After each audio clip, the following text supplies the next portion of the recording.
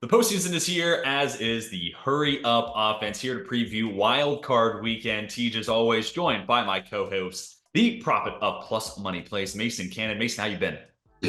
Good, man. It's been a busy couple of weeks, but happy playoffs have begun. Excited for the opening games this weekend. Sad to see the Patriots did not make it, but if I'm being honest, it's probably a good thing. We were not good this year, but Their draft pick. yeah, exactly. But I'm excited to see what's going to happen this weekend. So let's move forward. And our shaman of sharp bets, the only person rooting for a team in the playoffs, JT. I know you're excited for this week, but how you been, man? Doing all right. Can't complain. Definitely excited for football to start back up. Repping the squad today. Not by accident, though. Not by accident. Definitely doing it purposeful. Kind of ready to put the narratives to rest that we're not going to win a playoff game. Very excited for this weekend. So excited. Yeah, I know a lot of people are hot on the Giants right now. It feels like a hot, trendy play right now. So it's going to be a big weekend for you. But cool, if you're new to the show, we normally preview 5 games, but we have 6 all weekend. So we're going to go ahead and lump one extra game in there. So it might be a little bit longer of an episode. But we also start normally with rhythm throws. These are just kind of us talking about some of the latest news. And I had in our notes the college football championship, but I don't really know if there's a whole lot to dive into. Stetson Bennett, they dogged TCU. That game was ugly from the start. But hey, the new Ant-Man trailer looks lit, so stayed until the third quarter to see that. But I think what is kind of interesting is some of these coaching situations. Obviously, 2 head coaches have been fired. Steve Keim steps down as the GM of the Arizona Cardinals. And then one other piece of news I want to talk about within that, but I do think it's kind of interesting. 3 in-season coaching firings, and we've only had 2 cents. A little weird. But, Mason, I want to toss it to you. Anything crazy to talk about here? Cliff Kingsbury, Lovie Smith. I felt like this was just bound to happen. It was just a matter of time. Yeah, see, the one that didn't make a whole lot of sense to me when it came out was the Lovie Smith firing. I get, they were 2-14-1, whatever the record was. Not but the fact that they won that game last weekend kind of tells me that he already knew he was going to get fired. So he said, might as well go ahead and win it. But I don't know. I was thinking they were going to give him one more year, give him his quarterback. Let's get his guy, see if he can do a little bit better. But he is fired. He did not perform well this year, obviously. And then the Kingsbury situation, I kind of knew that was going to come. He had way too much talent to deal with. Didn't perform. So that's it. I do want to say about the Texans situation, 2 years in a row, firing a coach after just 1 season. That's interesting. Furthermore, maybe I was just wrong on this. I could have swore that Lovie Smith contract was a 1-year deal. So when he was fired, I was like, is that the right wording? Isn't it just like his contract wasn't renewed? Yeah. Anyways, that win in week 18 was definitely double barrels straight to the organization. Just a big fuck you. Like, I'm going to go win this game. Yep. And here's what's interesting about that. Former Bears head coach, he basically enabled the Bears to have the #1 overall pick. So he's got some defensive analyst job made for him in Chicago. There's no way he's not on payroll next year. Anyways, JT, I want to toss it to you. We were talking earlier, OC Scott Turner fired by the Washington Commanders. He's a guy I think I like him in principle as an OC, but his individual play calling and in-game stuff maybe is a little hit or miss. But let me hear your thoughts on this one. Yeah, my problem is the issue that they're kind of not giving him enough of a leash. Like, he didn't have much to work with when you're working with quarterbacks like Carson Wentz, who can't do anything, and Taylor Heineke, who was undrafted for a reason. Like, I don't know, you had 3 years and no quarterback, no real chance to develop anything. They have decent weapons, not great weapons. It's not like they're like trotting out an all-pro team just with a bad quarterback. Like, the weapons aren't great either. They're good, they're not great. It's just a weird kind of aspect to that. And then also Rivera and Martin, I forget his name, but they were on they were on a press conference shortly after the firing, and they were like, that's not the type of team we want to be. We want to make sure we're having a 2-to-1 run to pass ratio. Like, that's an ideal game for us, blah blah blah. I'm just like, dude, first off, it's 2023. Yeah, I was going to say the 80s just called. and that, like, saying that you want to run the ball to win games and like correlating running with winning games is the laziest take on an offense possible. Like, yes, you're going to run more on games that you win for clock management. It has nothing to do, like, causation and correlation. It just blows my mind that, like, 2 guys who've been in the NFL for so long, like, that's still their take. It just blows my mind. So that was just weird to me. Like Scott Turner, he wasn't ever given a fair shot, in my opinion. I don't think he's great, like per se. He didn't show anything that was like, oh my God, he's an offensive genius. But he wasn't a bad OC. Like he got about what I would expect him to get out of that type of offense, to be honest. Like, and I'm glad to hear you say all this because I thought I was kind of on an island on here. Look at this quarterback during his tenure. Alex Smith, after he had his knee obliterated, Dwayne Haskins, rest in peace, Taylor Heineke, and Carson Wentz, and Tim Howell for a game.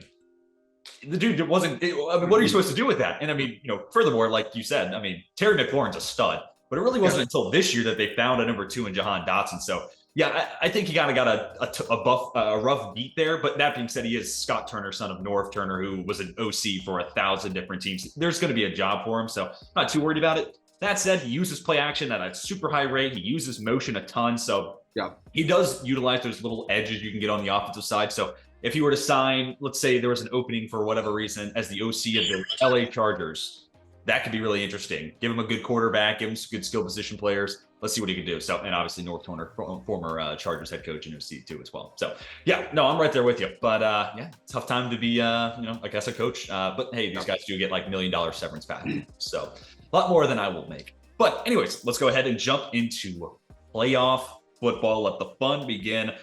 We do kind of kick it off with a snooze. 49ers, Seahawks, lines at 9.5, total at 42.5. I think that kind of tells you everything you need to know. I'll roll with the Seahawks to cover the 9.5. Again, low total. Those points become more valuable. But at the same time, San Francisco's run game was just like the exact worst matchup for that Seattle defense. So JT, let me throw it to you. Where do you stand on this one? Yeah, earlier in the week, line was at 10. I love the Seahawks at 10. I love at 10. Not getting the hook at 9.5. I don't love it anymore. I still like it though. I think I'll play it. Or I might still use the Seahawks covering in a parlay or something like that at an alt spread, something to kind of get that value back that was there earlier in the week. I don't know. The 49ers, man, I think that we're acting like this team, like they have 4 losses. We're acting like they don't have any. Like it's very strange to me, the narrative on the 49ers. Like they're a very complete roster, I understand. They are not that good. They're good, just not that good. The problem is the media has every day, there's sports talk on every single day, 20 people in talk shows where they're just back and forth. And it's all, it's superlative based media. So it's best this, best this, best this, best this. Like you can have good teams that aren't, you don't know for sure if they're the best. So it's just, they're a product of like having to crown somebody currently. That's kind of how I feel about the 49ers. I think they're good. I just don't think they're great. That being said, Seahawks defense is it's got some holes in it for sure. But also, little Swiss cheese. I could also see Purdy press a little bit in his first playoff start. Regular season starts are nice, and he has it easy on him with the roster around him. But you never know during playoffs, right? Playoffs are just a different beast under the lights and all that good stuff. So I like the Seahawks to cover still, but not as much as I liked it at 10. Yeah, no, I can totally understand that. Mason, let me throw it to you. Well, actually, hold on, JC. Let me ask you one more question. So, how would you power rank the NFC? So, where if you think the 49ers are a little overhyped, how would you rank Philadelphia? Probably your 1 spot, and who's that? Philly's definitely my 1 spot. I would have said up until the last few weeks, I might have thrown the Cowboys at number 2. I'd probably still throw the Niners at 2. To be honest, the NFC is super weak, but I also am not buying that they're a lock to win the games. Like I would edge them higher. But I think the gap between Philly and the 49ers is big, to be honest, especially in the playoffs. I trust Jalen Hurts a ton more than I trust Purdy. I don't care. He's only had 4 games. It is what it is. He's looked pretty good. I think that I would still power rank them, but the gap between them and the Eagles, I think, is larger than what people are giving credit. Sure. And I wanted to look it up. That's part of why I asked you. Is this not Geno Smith's first career postseason start? I couldn't find a definitive answer, but just as much as Brock Purdy. I don't know if it applies to a guy who's like 50. You know what I mean? Like he's kind of seen it all. Sure. I don't know. He's probably been on the bench for one, so I apologize. I don't know that off the top of my head. He's probably been a backup for a playoff game or something like that. But I think this is his first postseason start, so good on the kid. All right, Mason, let me throw it to you. Where do you stand on this one? 9.5 points. You think 49ers can cover that? Yeah, 9.5. It's probably like where it should be with the way both teams are playing right now. But Pete Carroll said it himself. 49ers are healthy. They're loaded. They're playing good football at the right time. So if that doesn't tell you anything, I don't know if I would touch 9.5 as far as 49ers. I think I'm with both of you guys about the Seahawks covering. But like you guys said, Purdy, first playoff start, Geno Smith, first playoff start. I think both quarterbacks are just going to think of it as a, typical conference game. But I do think the 49ers have the slight edge. I think they have I don't know. I think they've got more of a chance to win by 10 than the Seahawks would have to cover. Now that I think about it, I don't know. But I definitely think 49ers control the game, run the table, run the ball. I think Pete's got some tricks up his sleeve. I think we might see a surprise onside. Swing the tide. Onside kick, fourth down. I think that's how. Yeah. I mean, the way he's talking, kind of like what you were saying, right. He's talking him up. I mean, he might think that he needs some sort of gimmick to pull it out, which I think is true. To be honest, if they want to win the game, they can cover. I think playing straight up, but to win that game, I think they're going to have to pull something. I just think the Seahawks kind of came down to earth the second half of the season. Like TJ was a big Seahawks guy the first half of the season. Yeah, totally. I was too. No, I was too. But I don't know, the way they've been playing lately and the way the 49ers have been playing lately, I don't know. Yeah, I mean, when you break against the mean, right? Like when you get an outlier trend, eventually it kind of regresses. And I think that's what happened with Seattle. The offense, Right. There's two rookie tackles, Abe Lucas and Charles Cross, who I liked a ton as draft prospects. Eventually, they were going to start playing like rookies, and that defense kind of took a step back.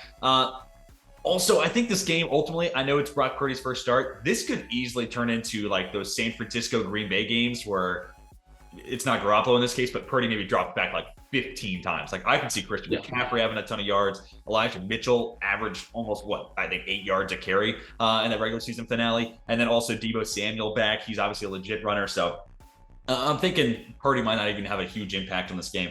And trying to operate against that 49ers defense is not ideal when, again, the offensive line's not great. I'm interested to see how Nick Bosa looks in here. I think right now he's my defensive player of the year pick. Do y'all have an input there, him and Parsons? I think you go Bosa because of how lackluster the Cowboys have looked. I don't know. It sounds dumb to apply a defensive player to a team result. It's not typical. No, that's fair. Well, also the pass rush for the Cowboys. I haven't noticed. I mean, I really haven't noticed him as much down the back half of the year. He was definitely a game wrecker early half of the year. He definitely wrecked the Vikings a few times. So I just haven't noticed him as much. Mason, what do you think? Who's your pick? Who was it, Bosa or Parsons? Bosa, Parsons. You can throw Chris Jones in there if you want. No, I'll take Parsons. Thanks.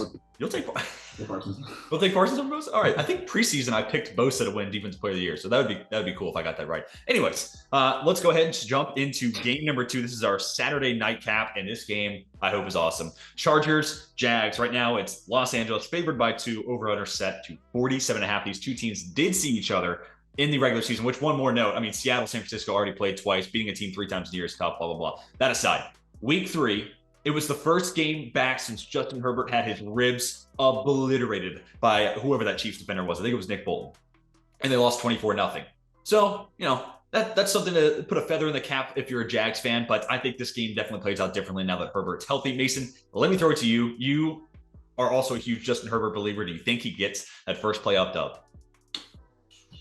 Dude, part of me wants to say yes, but then the other part of me, I'm so pissed off that Herbert and Mike Williams and everybody else on that freaking team was still playing in last week's game. Yeah. The fact that they were going to be locked into the 5 seed regardless, and now you've got Mike Williams banged up, possibly not going to play this week. I've heard that he's going to be okay and he's going to be able to suit up. So that changes a little bit. Yeah. A lot of people are on the Jags this week too. I don't think I'll be on the Jags. I think I'll be on the Chargers. I think Herbert gets it done. I think they get that win, but I could be wrong. I think this game will be a lot closer than people think. Jags have been looking good. They've got home field, but I think the Chargers might have the edge here. And I will say, Jacksonville, I have never seen that stadium buzz like it did Week 18 against the Titans. That place was jumping. All right, JT, let me ask you 2 questions. One, where you stand on this one, but then 2 quarterbacks looking for their first playoff win. Brandon Staley doesn't have a playoff win. Doug Peterson is a Super Bowl. Does that make a difference in this one? You are not a big coaching matters person, but do you think that experience becomes an impact? I didn't even think about that. Not really, to be honest. I'm still on, I don't know, roster to roster. I think the Jags are 1 year and an X receiver away. We got Calvin Ridley coming next year.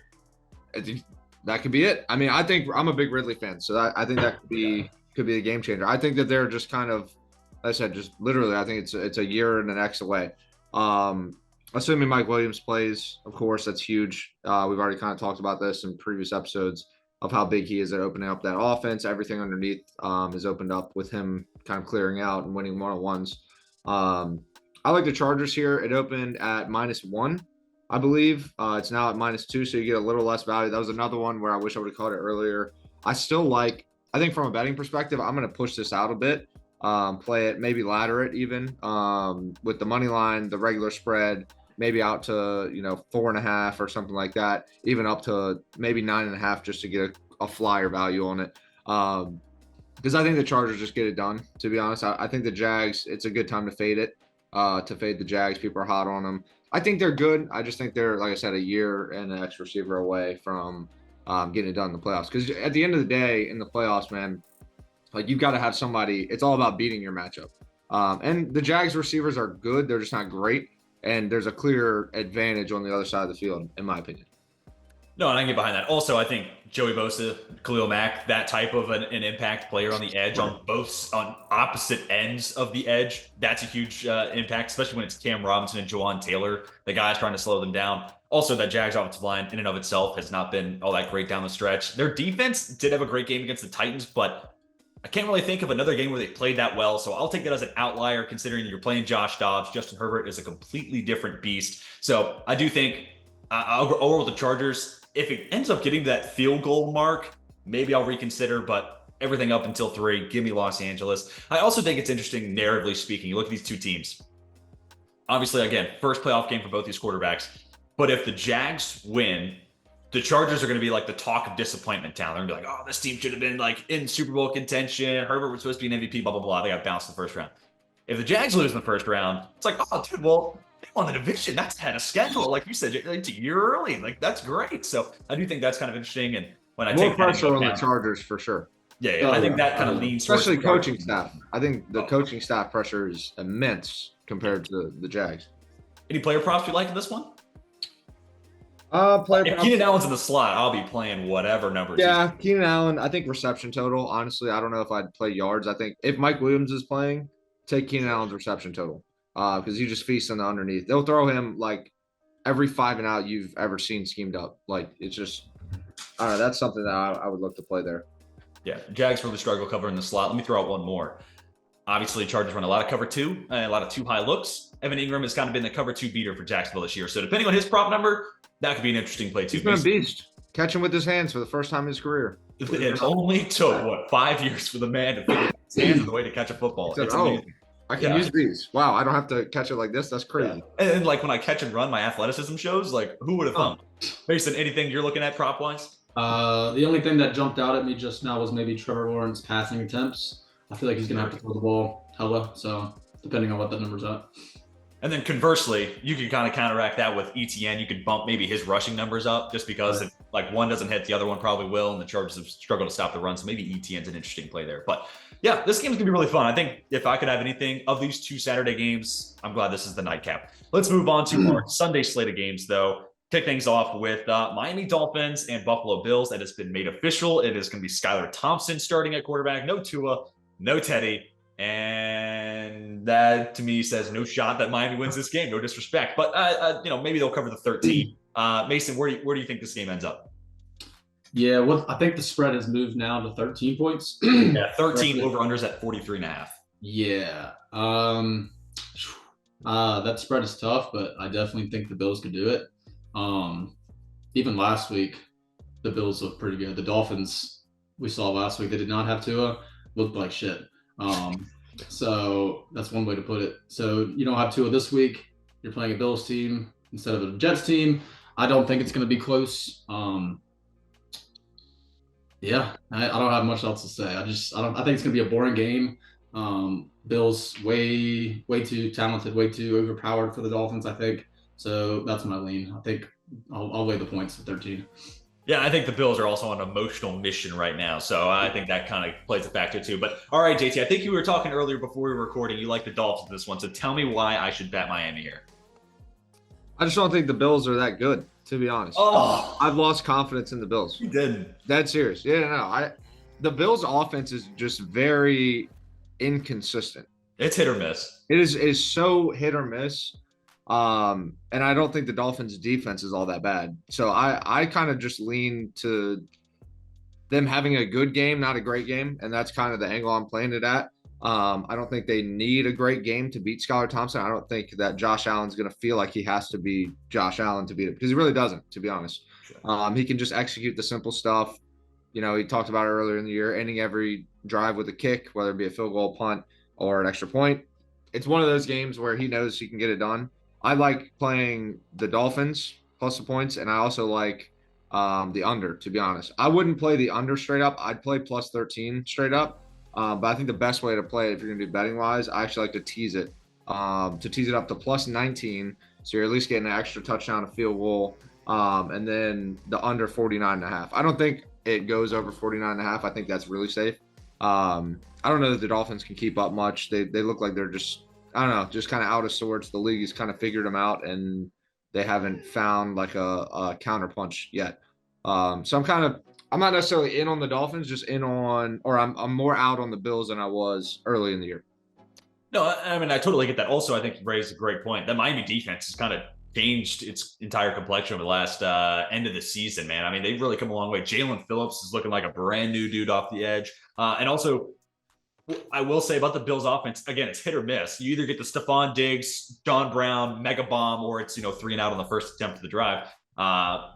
And with Xavier Howard being good enough, I'm not saying he's going to take away Stephon Diggs, but he is a caliber of a corner to potentially do it. Who wins this game for the Bills if that happens? If Stephon Diggs gets blanketed, I mean, Gabe Davis to me is too vertical of a receiver. I don't know if he really can beat Miami. And then you have John Brown, you have, Isaiah McKenzie, you have Khalil Shakir. I just don't know. So it sounds like you're still taking the Bills to win this game, but you're just going to take Miami in the points.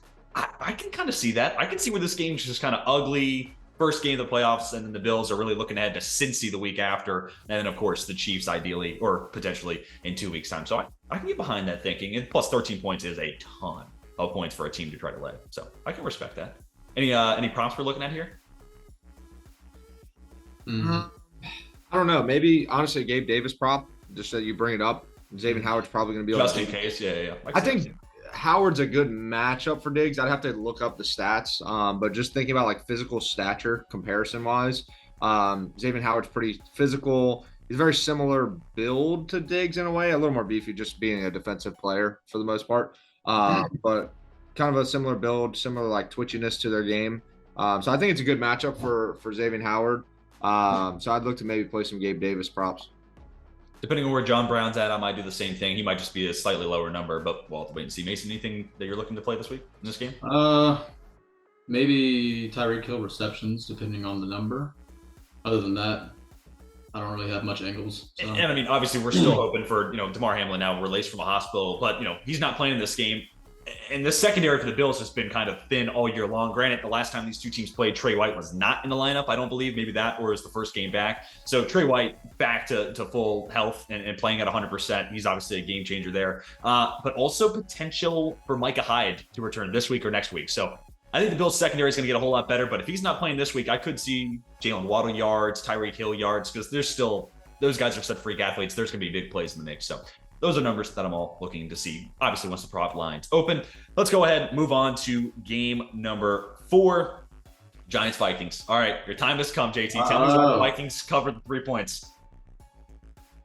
Because there's a reason you win 12 games or 13 games, whatever we want. I don't even know, man. I mean, there's a reason. It is what it is. I don't know. I'm tired of justifying it at this point. We're gonna win the game. We've been winning games. We beat them once already. Was it on a long field goal? Yes. Were we in control of that game the entire game? Also, yes. I'm not worried about it at all, to be honest. Playing them at home, we're also healthy. We were able to sit starters for probably 40% of the game last week. Dalvin Cook didn't get many carries. He's coming off fresh legs. Justin Jefferson, same thing. Minimal targets last week. Had a few in the first half. Pretty much nothing going in the second half. I don't know. I just like it. Also, you give O'Connell a second chance to see a defense. I know when we look in the NFL, a lot of people think that, or a lot of people weigh the defense's second chance at an offense as high. I'd like to think O'Connell's a pretty a good just schemer in general, and I think he does well, especially on the scripted drives. I think we probably score on both. Probably touchdowns, to be honest. I don't know. I think we might route them, to be honest, but we'll see. Well, I mean, I still think the Giants are that good.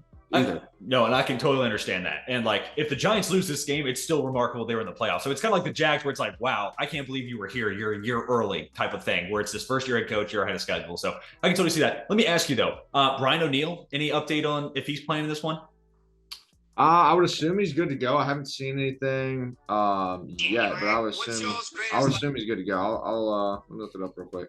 Yeah, if you look up the injury update, let me know, because my concern for the Vikings could potentially come from Wink Martindale. He'll blitz a lot. And if you have a backup tackle and a backup center, I think, still playing in this one, things are kind of rough there for Kirk. So that's kind of what my major concern is. But I'll come back to this one. Mason, let me throw it to you. Where do you stand on this one? It was 27-24 when they met in regular season. Do you think the Giants can keep it close, or the Vikings pull away?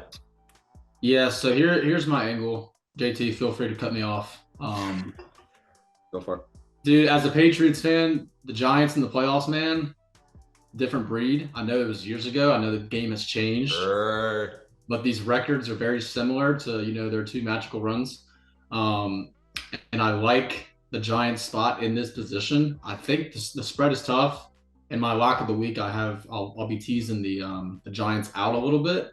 I think the Vikings still win the game. I think it's going to be another close one. But, dude, that's my angle. Dude, something about this Giants team. I know they're not that good. They're not that impressive. But the fact they rested their starters last week, they should be all good to go. They're healthy now. But I think I do like the Vikings to get it done. But that's my angle. I think it's going to be – it'll be interesting. It'll be a lot closer than people think. A lot of people are on the Giants. But people forget how good this Vikings team actually is and actually can be. So we'll see.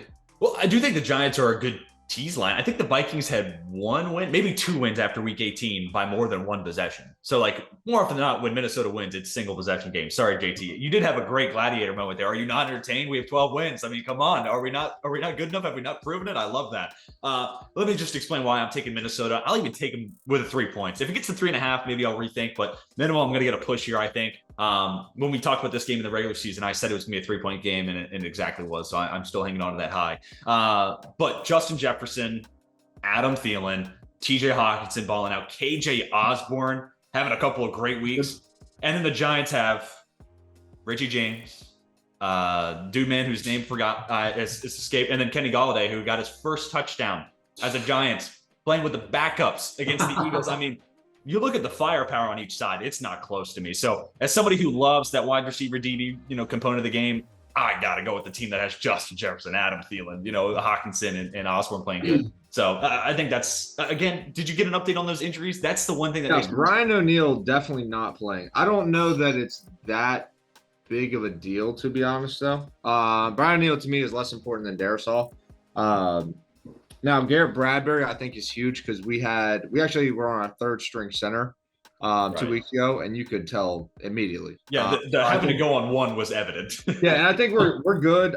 Second string guy's back, so at worst, he played actually okay. And then Garrett Bradbury, I think he'll actually be. I think he's going to start, to be honest. But I'm not too worried about that. I'm also not too worried about Brian O'Neill. He had a partial calf tear, actually, so definitely not coming back anytime soon. But they said he could be back sooner than you would think, whatever that means. Cam Dancer should play as well. Harrison Smith, same thing. So I think our DBs are getting a little bit healthier, kind of back where they should be. So like you said, it's also a great matchup to have DBs coming back on the field, kind of get another game under their boot, that kind of thing. So I don't know. I'm just ready to watch the game and ready for people to see that we won a playoff game. Yeah. Well, let me just go back real quick.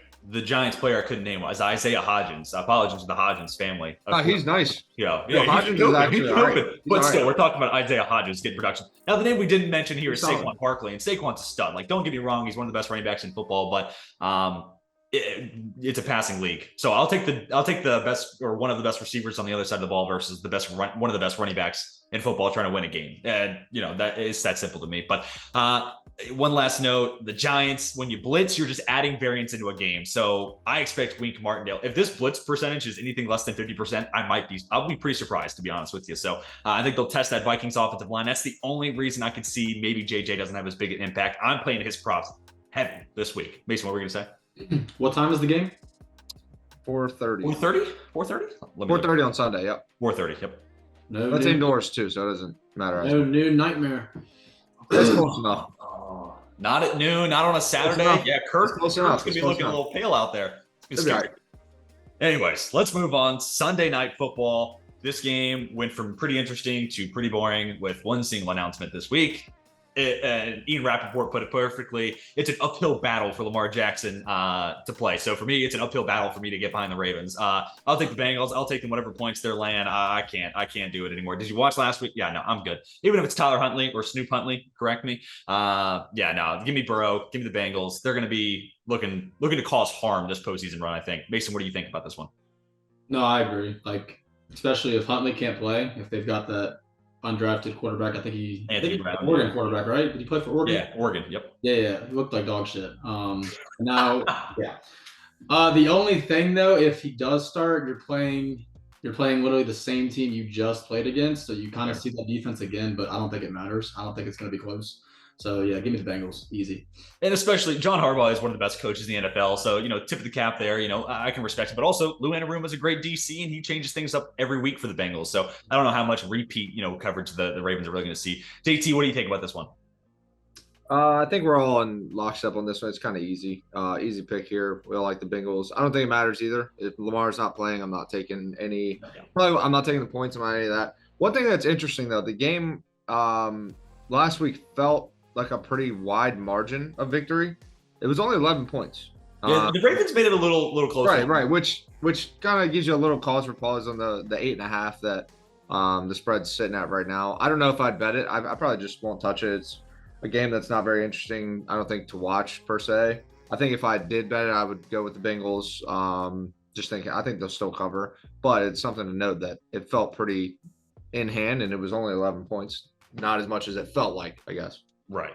And I haven't even mentioned it's an 8.5 point spread as of recording, 40.5 point total. Yeah. The reason I mentioned the as of recording is this thing started out like 6.5, I think.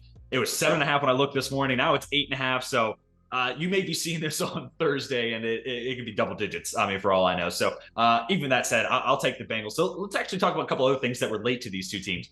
Roquan Smith, $20 million a year on his contract extension. This was something we could have put in the rhythm throws. I mean, Roquan Smith's been a dog for the Ravens, but this very analytically driven team that doesn't normally pay these low position value, players of those positions like linebacker. Now they fork over a bag to Roquan Smith. What were your initial thoughts when you saw this headline? It's like 5 years, $20 million a year each. I feel like it felt like a fan appealing contract. Sure. Like I don't know, all the people missing Ray Lewis. That's what it felt like. Sure. You know what I'm saying? I don't think it's a great move to pay that position that money. It's kind of like paying a guard or something. Yeah. Like, yes, they're important to the overall scheme. I understand. They're important to your success, but I don't know. It's not an edge rusher. It's not a left tackle.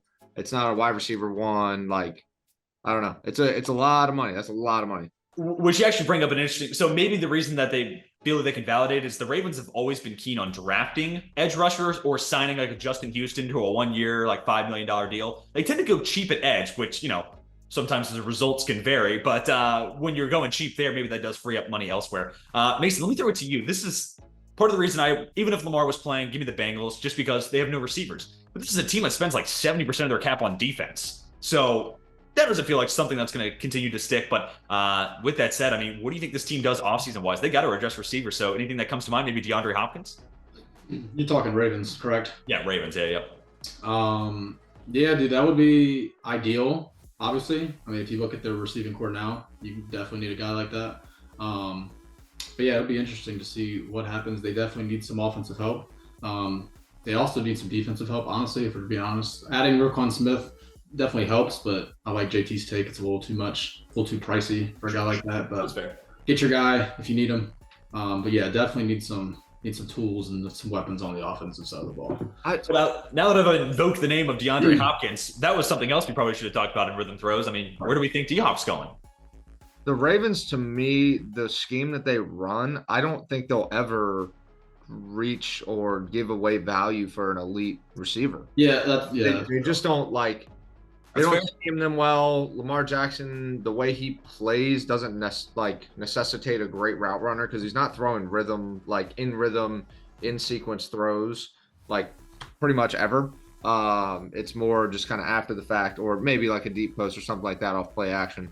I don't know that it would be great. It sounds good. It's like a ultimate team type of move, but in reality, I don't know how much that does. D-Hop, where could he go? I don't know. That's Well, Green Bay was ready to pay Devontae Adams. Could they work something out there? Makes sense. I could see it. But the problem is I don't think Aaron wants to be there anymore. I don't know if he plays again. Sure. I don't know. Yeah. So we'll see. It's kind of I'm trying to think of what other teams. Mason, how about your Patriots? The Jags. I mean, I would love him. Speaking of Aaron Rodgers, did you guys see that press conference or with the question he was asked, like, why didn't he not give his jersey away? No, I didn't hear what he said. What he said? I can't remember. He was basically just like, some of them I keep, because they're special, like they're special to me, so I just keep them sometimes. Yeah, that does make it sound like he's about to retire. And then he was like, what did he say? He was like, yeah, there's just something about this one. It was just a good one. Like it was a good one to keep. Yeah. That's all he said. Like we kept it really like ominous and like weird. Yeah. Interesting. All right, we're gonna put a bow on it. Yeah, DeAndre Hopkins. I'm a Steelers fan, but him in Baltimore really intrigues me. Wide catch radius, hands that are glue. You add a speed threat into the mix. You go play action over the top after all those. How run centric that offense is. We talk about a pretty dynamic offense. Anyways, we've ran overtime for Ravens offseason talk here. We all like the Bengals to be able to cover here and set up a potential Bengals-Bills divisional round game, which, I mean, God bless, that would be a fun one to watch. Let's move on. Final game of the week, Cowboys Bucs. I don't even say a word here. This is the most interesting game of the week to me, and I have got to hear where y'all stand on it. JT, I start with you. It's Dallas laying 2.5. So you even got the field goal hook in there. Are you taking the Cowboys after what we saw last week? Dude, I don't know. It's so crazy. Like the 180 that has been their season is absurd. This is a Mike McCarthy season in a nutshell. Like they were clicking, man. They, to me, literally, like I thought they were a top 5 team in the NFL for multiple weeks too. It wasn't just like 1 week in the pan. It was just like midway through the season, you're looking at them, you're like, well, they're legit. They can make a Super Bowl run. They've got the players on both sides of the offense. And then Dak just plays like he's never played in the NFL before. Like, that's legit how he looked. Dude, he played one of the worst quarterbacking no doubt I've seen in a long time last week. Just like missing throws, too. It wasn't like all bad reads or it was like just inaccuracy. Like, it was just weird. I think there were a lot of bad – so he had a lot of missed throws. For sure. But also, like, he went full Madden. He, like, missed the throw that was almost a pick 6 to Kendall Fuller. Goes, no huddle. Let's run it back. Runs the exact same play as if the defense isn't going to adjust. And then chucks a pick 6 at Fuller. Which, if you're, like, Dak Prescott wins with his head. That can't be coming from you is my kind of point. Also, Kellen Moore, I think, did an abysmal job. CeeDee Lamb didn't have a catch till 25 minutes into the game. I don't know how the hell that happened. So, anyways, I didn't mean to cut you off there, but I think Kellen Moore and Dak Prescott both kind of sold last week. Yeah, this game is just weird, dude. It's weird. The Bucs. I have no confidence about either one. The Bucs are terrible. Still, I don't care. They're bad. And the Cowboys, I thought were really good. They also might be bad. So I don't know what to think of it. I'm gonna lead Brady in the playoffs just as a way to get it done. The roster is still, it's good enough. Like they still have skill players that can win one-on-one matchups. If you look at the roster, break it down. Their offense has been clicking. We always talk about this, two teams trending in different directions. You stick with the hot team. Even I've seen some like betting podcasts actually that like the books make a lot of money when people go against trends. When people are like, oh, it's going to regress. Like that's when the books actually make the most money. Like staying on a hot team, they actually tend to stay hot. Yeah. So I don't know. That's something that you got to take into account as well. I'd probably roll with the Bucs if I was going to bet it. I think they might win. It's a toss up to me. I don't think it's really something I'm like heavily favored on one side, but I'm excited to watch it. Should be interesting. So in a matchup between bad and we thought good, but potentially bad, I think that's the perfect way. That's how I feel. I guess I'll go with the one that we know is bad for some reason. Does that make sense? So basically, what do you think about this one? Cowboys on the road, might I add, having to lay 2.5 points. Oh, dude, that was great. All right, so that was good. Here's why I'm on the Cowboys. All right. Oh, I didn't see this coming. Yeah. Me neither. That's from fading my boy. I know. All right. I know you guys are gonna hate me because it is a trend. All right, week 1, we had Bucs versus Cowboys, right? Bucs won 19-3. It was awful. Cowboys win the next 4. Cowboys lose the next game. Cowboys win the next 2. Cowboys lose. Cowboys win the next 4. Cowboys lose. Cowboys win the next 2. Cowboys lose last week. So they haven't lost 2 in a row. So now they're gonna win the next 4. Oh, okay. That's actually got. I'm not. That's good. No back-to-back losses. Right. That's actually. That's actually a legitimate thing. Right. Okay. I'm not buying the 4 wins, but I think I'm buying this weekend, Monday night, for sure. I think it's a revenge spot. I think they end up beating the Bucs. Like JT said, the Bucs are bad. And I can't see the Cowboys playing any worse than they did last week. No. Even playing everybody, screwing me over in money. But yeah, that's why I'm on the Cowboys, because of the trend, and I think the better team will end up winning on Monday. But I can't believe I'm fading Brady in the playoffs, but here we are. So. Yeah, I'm with you on the Cowboys. I didn't even know they hadn't lost back-to-back. North of the field goal hook, they've just generally been the better team this year, so that's as good a thing I have to go off of. That said, their pass rush has kind of disappeared. That number 2 corner position has been exposed a ton of the last couple of weeks. So that defense, for the reason I want them to win this game and think they should win this game, like where's Micah Parsons been, going back to something we talked about earlier on with the San Francisco game? He's been kind of quiet. So like all the reasons I kind of want to take Dallas, I'm a little iffy on right now, but we are 3 weeks removed from this team dropping 40 on Philadelphia, who I think has a good defense. So I'm going to roll with your logic there, Mason. This team can't get any worse. Oh. Sorry, I was doing my fan. I'm sorry. I don't know. You're good. But yeah, Dallas can't get any worse than what we saw last week. And yeah, they dropped 40 on a good defense in Philly a couple weeks ago. I'll say that they returned to normalcy, and 2.5 points, not too bad. Realistically, the play to go with here, because even Dallas, I mean, they could win by 2 scores, but I'm not feeling certain about that after last week. You could tease the Bucs out to 8.5, and then under would move to, let's see, 51.5. Right now the total is set to 45.5. So if you go under 51.5, it was 19-13 week 1. I think that could be one way to bet this game with that teaser. But any other bets or ways or numbers or anything you guys are looking for in this one? What was the total again?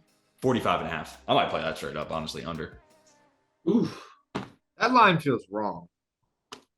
You know what I mean? That sounds way too high. Yeah. Because you said Bills, 19. Yeah. Bills Dolphins is 43.5, and you're going to take the Bucs and Cowboys at 45.5. Well, the Dolphins sound strange. Game has 1.5. No, I know there's a backup. I don't care about all that. Like, I don't know. That's a strange line. That seems like a bait in a way. Like, what are we going to see, a shootout where they both score 28? No, that's not happening. Bucs haven't scored 28 all year, right? That's what I'm saying. I just don't. That's maybe 2 weeks ago. Oh, because Evan scored 21. I mean, him and his extra points. That was. I mean, even if they both, it was 24-21, it's still under. Yeah. No. I think you're spot on. No, I'm just saying it feels like a trap. It feels like a trap type of line. That they know something we don't know about a matchup or two, offense to defense. I don't know. Which these lines always make me so nervous. Most of the time I'm talking about with spreads where it's like, this doesn't make sense. Why is this so close? Or why in this case is it so high? What am I missing here? Do I play it every time? Yes. And do I miss about 80% of the time? Yes. But will I do it again here? Almost certainly, because again, I like that under number. Anyways, good long debate. I think that game's fascinating. I don't feel comfortable about either team going into it, and even coming out of it. I don't know if I'll love either side, but let's go ahead, start talking a lot of the week. This is when we pay it back to you watching today's video. Like if you enjoyed, subscribe if you're new, all that fun stuff. Send us some of your favorite plays, how you think the wild card round will play out. We'll read all your comments in the comment section, but we're going to return the favor, as I said, by giving you some free money with these plays. So I'll kick things off. Alt spread parlay. This comes out to -111. It's the Bills -2.5, the 49ers -2.5, and the Bengals -2.5. I put it this morning at +115, but obviously the Bengals lines moved. So again, -2.5 for the Bengals, Bills, 49ers, that's minus 111. JT, I throw it to you. I like that. I think those are three safe games. Picking three winners is He'll still miss. Don't worry. Yeah, I don't know. Picking three winners in a wild card weekend stuff. Mine's going to be an alt spread parlay. It's going to be the Dolphins plus 21.5. So you're getting 3 touchdowns and extra points. And then the Chargers, I'm flipping them from a favorite all the way on the other side to plus 3.5. So you're getting the hook on that. So again, Dolphins plus 21.5, Chargers plus 3.5, and you're getting that at minus 112. So pretty much like a straight bet. Sure. Mason, take us home. All right, I'm doing the classic 3-teamer this weekend. Nice. Yes. We got that's right. Bills minus 6.5. The Giants plus 7.5. Okay. And Cowboys money line plus 224.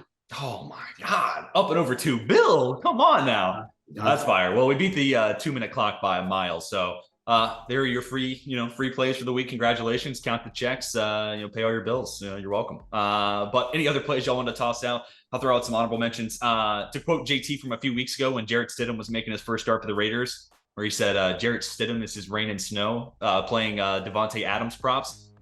Skylar Thompson's not great, but the lower, I assume it's going to be Jalen Waddle, but the lower receiving total of Waddle and Hill, I'm playing the over at that. I know it's Skylar Thompson, but they're going to be throwing a lot. I think there's still going to be some chunk plays. Thompson's not bad.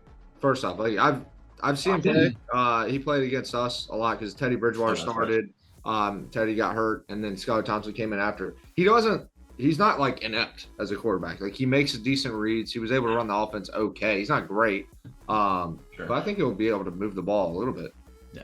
That said, I also really like Justin Jefferson plays. I don't care if Dory Jackson's back. Justin Jefferson's 1 of 3. So yeah, I'll take him there. Any other honorable mention? Other plays you want to throw out? Chargers money line, Vikings money line, plus 184. I just like the value there. That's fire. On 2 teams that I think are going to pull out wins. You don't have to worry about any spreads, and you can still get a plus 184. That's money. Mason? No, good. He's keeping it. It's because Mason will affect the market. If he starts leaking out his plays, you can start moving. It just messes everything out. I appreciate you keeping it to the 3 of us because you'll tell us after this call. Trust me. Trust me. You don't want my plays. I'm selling yourself short.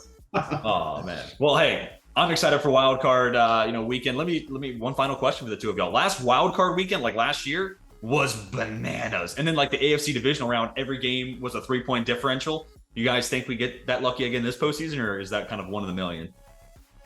I think the league itself is more even than it has been in the past. So I think we see another very competitive weekend. I don't see any team where I'm like, oh, they're clearly going to be smashing people. Like there's a reason. Those have buys now, you know what I mean? So like they've always had buys, but they have a buy this weekend. So it's not those 2 teams are kind of taken out. So yeah, I think we have a nice competitive weekend. And that's another reason where I was going to add some of these like Bills money line or Bengals money line or a Niners money line to your parlays. Like be careful. Like don't just add it just to add it. Yeah, Taylor Heineke almost beat the Bucs on their way to the Super Bowl last 2 years ago. So football can be weird. Mason, do you think we get that lucky again this year? Yeah, I was gonna say, I think so. I'm looking at the games now, like Chargers, Jags. That'll be a close one. That'll be a fun one. That'll be a fun one. Giants, Vikings. I think they keep it close. I think the Ravens could keep it close, surprisingly. I think so too. I think so too. I really do. I think so. You took the Bengals to cover 8.5. I said I probably wouldn't bet it though. Right. I'm going to keep an eye on that spread. Like, come Sunday, if it gets up to like 10, maybe I'm on the Ravens. I think it could. I do think realistically it could move to 10. Right. I wouldn't be surprised. Okay. Well, I hope we have a good week. I mean, it can't get any worse than 65-7. So bookending this with TCU slander. So sorry, Horned Frogs. But that is going to do it for this episode of the Hurry Up Offense. Be sure to come back next week when we cover the divisional rounds. For JT, for Mason, my name's TJ, and we are signing off.